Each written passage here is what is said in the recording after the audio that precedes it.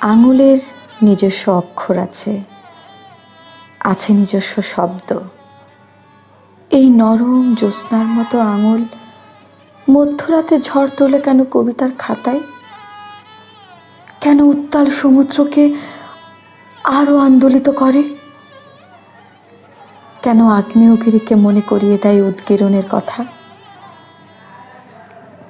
কেন পদ্ম বিলে মৌমাছির আনাগোনা বাড়িয়ে দেয়?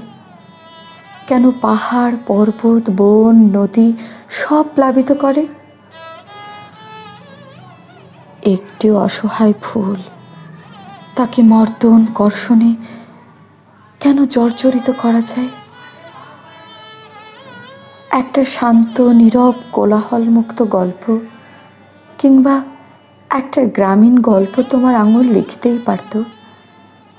একটা শব্দহীন গান কিংবা জলহীন বৃষ্টি তো তোমার আঙুল ছড়াতেই পারত।